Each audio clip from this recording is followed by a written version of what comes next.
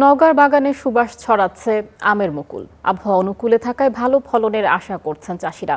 বিস্তারিত জানাতে নওগাঁ থেকে যুক্ত হচ্ছেন সহকর্মী তৌহিদ ইসলাম। তৌহিদ, শুভ সকাল আপনাকে।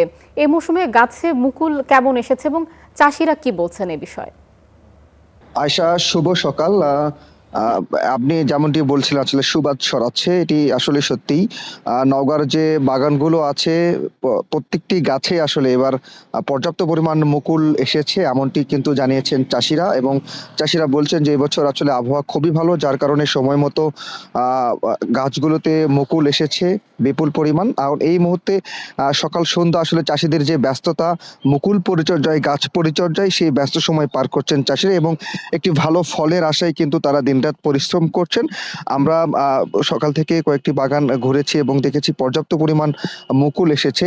যদিও কৃষি বিভাগের পক্ষ থেকে বলা হচ্ছে চলতি মৌসুমে নওগাঁ জেলায় প্রায় ৩১,৪০০ হেক্টর জমিতে আমের বাগান গড়ে উঠেছে, যেখান থেকে কয়েক লাখ মেট্রিক টন আম উৎপাদনের লক্ষ্যমাত্রা কিন্তু নির্ধারণ করেছে স্থানীয় কৃষি বিভাগ। আপনাকে জানিয়ে রাখি আয়শা, নওগাঁ জেলায় মূলত আমরুপালি আমের কদরটা অনেকটাই বেশি এবং এই বরেন্দ্র অঞ্চলে আমরুপালি আমের স্বাদ খুবই সুমিষ্ট হয়, যার কারণে এই আমরুপালির একটু ভিন্নতা রয়েছে নওগাঁর যে আমরুপালি সেটির। এছাড়াও নওগাঁয় বেশ সুস্বাদু নাগফজলি আমেরও চাষ হয় এবং আপনাদের জানিয়ে রাখি গেল বছর এই নাগফজলি আম, যেটি নওগাঁর বদলগাছ উপজেলায় বিশেষ করে হয়ে থাকে, এটি আসলে জিআই পণ্য হিসাবে স্বীকৃতি পেয়েছে।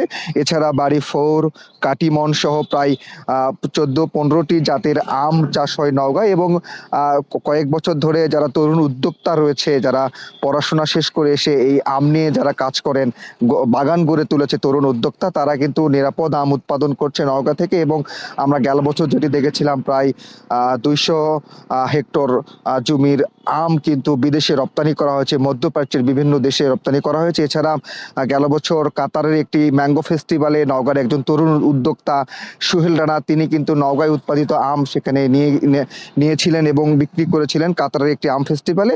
এছাড়া অন্যান্য যেসব চাষিরা রয়েছেন তারাও আসলে বলছিলেন যে এবার যেহেতু আবহাওয়া ভালো আছে, আমের মুকুল এসেছে ভালো, যেহেতু এখন আম মুকুল থেকে আমের যে গুটি বলা হয় সেটি রূপান্তর হওয়ার সময়, এই সময়টাতে আসলে বাড়তি পরিচর্যা দরকার হয় আমের মুকুলের জন্য, গাছের জন্য।